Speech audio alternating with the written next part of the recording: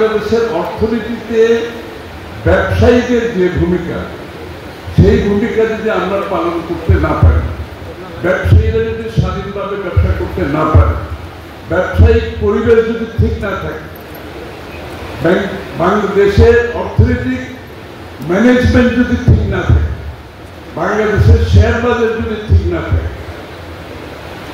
সার্বিকভাবে ব্যবসাতে, যেটা জিয়া রহমান সাহেব বলে গেছেন যে অন্তর্মুক্তিমূলক একটা দেশ উনি চেয়েছেন, দেশের সকল মানুষ অর্থনীতিতে যাতে অংশগ্রহণ করতে পারে। এবং আমরা কিন্তু এটা জিয়া রহমান সাহেব যেটা করেছেন, ফ্রি মার্কেট ইকোনমি, অর্থাৎ level playing field. Level playing field মানে বাংলাদেশের প্রত্যেকটা মানুষের ব্যবসাতে ঢোকার জন্য একটা পরিবেশ থাকতে হবে, এবং সেই পরিবেশ বাংলাদেশে নষ্ট করে দেওয়া হয়েছে। সেই ব্যবসার পরিবেশটা একটা গোষ্ঠীর হাতে চলে গেছে। তা আমরা চাই বাংলাদেশে একটি সার্বজনীন ব্যবসার পরিবেশ তৈরি হোক। সকল বাংলাদেশিরা, পুরুষ, মহিলা, ইয়াং, ওল্ড, সবাই যাতে নির্বিঘ্নে, নির্দ্বিধায় একটি সুন্দর ব্যবসায়িক পরিবেশে তারা যাতে ব্যবসা বাণিজ্য করতে পারে, এটা অত্যন্ত গুরুত্বপূর্ণ। এবং এটা আমরা একটা দুটো নাম তারেক রহমান সাহেব দিয়েছেন, ব্যবসাকে গণতন্ত্রায়ন করা, ডেমোক্রেটাইজেশন অফ দি ইকোনমি।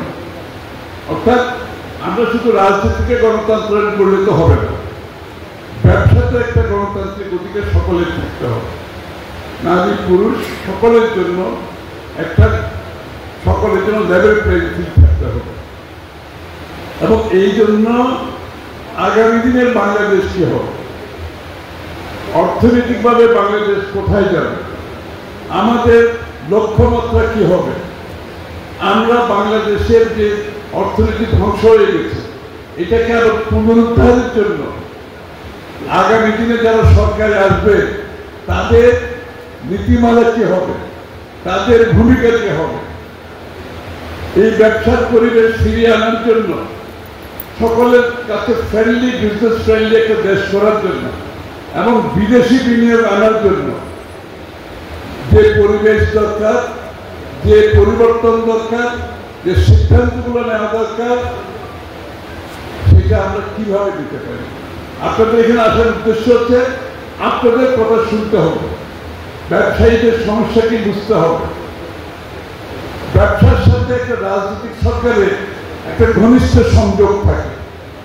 আমি যখন মন্ত্রী ছিলাম, মূলত আমার দুয়ার সকল ব্যবসায়ীর জন্য খোলা ছিল। আপনারা যারা অনেকে ডিল করেছেন আপনারা জানেন যে মন্ত্রণালয় হচ্ছে দেশকে সেবা করার জন্য, মন্ত্রণালয় দেশের মানুষকে নির্দেশ দেওয়ার জন্য নয়, ফ্যাসিলিটেট করা, দেশের পরিবেশ, ব্যবসায়ীদের অবস্থান জেনে শুনে বুঝে নীতিমালা করার সিদ্ধান্ত দেওয়া, যাতে করে সকলের ব্যবসার জন্য, সকলের জন্য ব্যবসার পরিবেশ একটা সুস্থ পরিবেশ থাকে।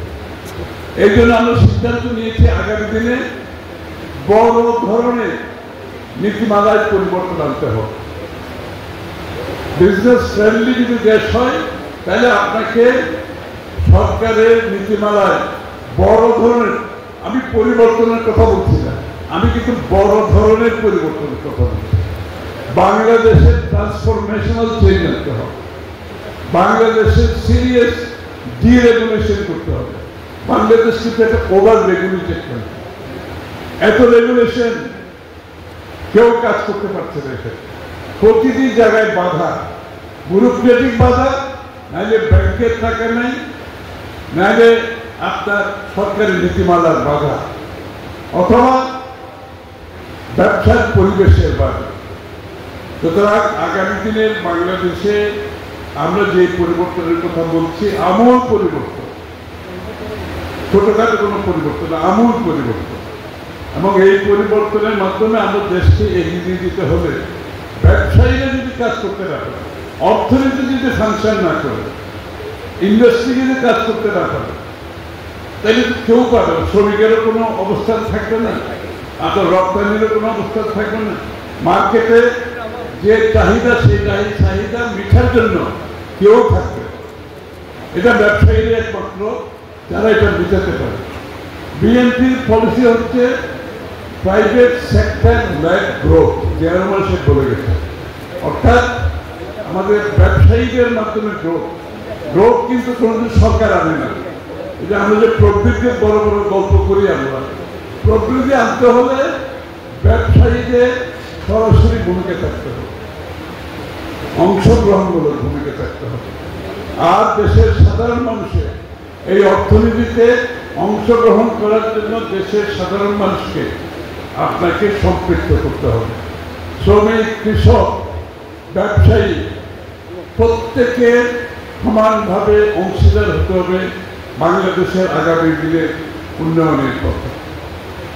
এই জন্য আমাদের যে দলটি বাংলাদেশের মুক্তবাজার অর্থনীতি প্রবর্তন করেছে, যে দলটি বাংলাদেশে সব অর্থনৈতিক সংস্কার যে দলটি করেছে, যে দলটি বাংলাদেশের অর্থনৈতিক উন্নয়ন, সামাজিক উন্নয়ন, বিদেশি বিনিয়োগ, কৃষকের, শ্রমিকের স্বার্থ সংরক্ষণ করে বাংলাদেশকে অর্থনৈতিকভাবে একটা জায়গায় নিয়ে গেছে। গত 15 বছর সেটা আবার ধ্বংস করা হয়েছে। আপনাদের মনে থাকার কথা, আমরা যখন শেষ বয়ে ক্ষমতা ছাড়ি বিএনপি 2007-এর দিকে, 7-8 দিকে, বাংলাদেশের প্রবৃদ্ধি ছিল 7.06। এই প্রবৃদ্ধি কিন্তু এখনো বাংলাদেশে অর্জন হয়নি, এটা অনেকে হয়তো ভুলে গেছে। 7.06 প্রবৃদ্ধি ছিল আমরা যখন সরকার থেকে চলে যাই, এবং যেই ধারা আমরা স্থাপন করেছিলাম ওই ধারা যদি কাজ যদি এভাবে চলতে থাকতো, বাংলাদেশ আজকে 10% প্রবৃদ্ধি দিচ্ছে, 10% ডাবল ডিজিট গ্রোথে থাকে। কিন্তু সেটা গত 17 বছরে ধ্বংস করে দেওয়া হয়েছে। বাংলাদেশের মানুষের যে উৎপাদনশীলতা, সৃজনশীলতা অর্থনীতিকে নিয়ে, সেটাকে ধ্বংস করে দেওয়া হয়েছে। সেটাকে আবার পুনরুদ্ধার করতে হবে। অর্থনীতিকে পুনরুদ্ধার করতে হলে ব্যবসায়ীদের ভূমিকা সবচেয়ে বেশি। এই জন্য আমরা এখানে আসছি আপনাদের কথা শুনতে, মতামত শুনতে। এই অঞ্চলের সমস্যা কি, এই অঞ্চলের অর্থনৈতিক সমস্যা কি, ব্যবসায়িক সমস্যা কি, এই অঞ্চলের অবকাঠামোগত সমস্যা কি, সিলেটের যে সম্ভাবনা আছে এই সম্ভাবনাকে আমরা কতটুকু কাজে লাগাতে পেরেছি, আপনারা কতটুকু কাজে লাগাতে পেরেছে, এই কথাগুলো আপনাদের থেকে আমরা শুনতে এসেছি।